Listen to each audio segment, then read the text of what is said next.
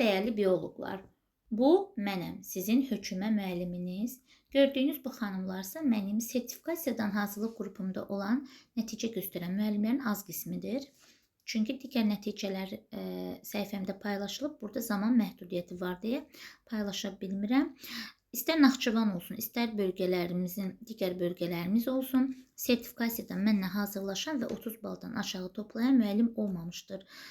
Şükürlər olsun Allaha. Deyirsiniz, müəllimə, siz neçə ildir bu işlə məşğulsunuz? Bax, özüm 2016-cı ildə MİQ-dən keçib, akademiyada işlədiyim dönəmlərdə, gənc alim olduğum dönəmlərdə MİQ-dən keçib, deməli, 60 baldan, maksimum 60 baldan 57-sini topladım. Sonra o devirlərdə akademiyada işləyəndə MİQ hazırlığı ilə məşğul idim, abituriyent hazırlığı ilə məşğul idim.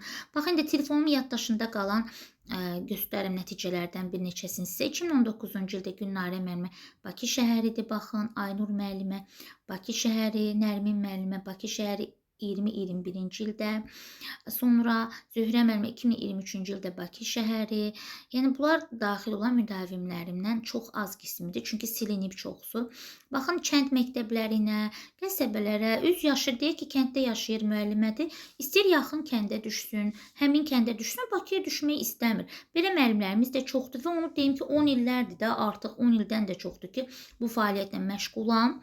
Yenə deyirəm, özüm sertifikasiyadan keçib 52 plus bal toplamışam, MİQ-dən keçmişəm, ali məktəbdə çalışmışam, hətta magistraturanı bilirsiniz, Bakı Dövlət Universitetinin məzunuyam, həm bakalavr, həm magistratura. Magistraturanı bitirib, elə kənd məktəblərinin birində il yarım işləmişəm. Yəni, kənddə vəziyyət necədir, onu da bilirəm. Hal-hazırda şəhərdə işləyirəm, Bakı məktəblərində, gözəl kollektivin əhatəsində. Özüm barədə bu qədər.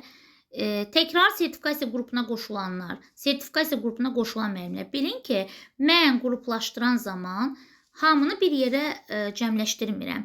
Yaş kateqoriyasını nəzərə alıram, müəllimlərimizin potensialını nəzərə alıram. Elə müəllim var, testi sürətlə işləyir, elə müəllim var, ləng işləyir. Onları niyə bir yerə yerləşdirən, biri digərinə mane olsun?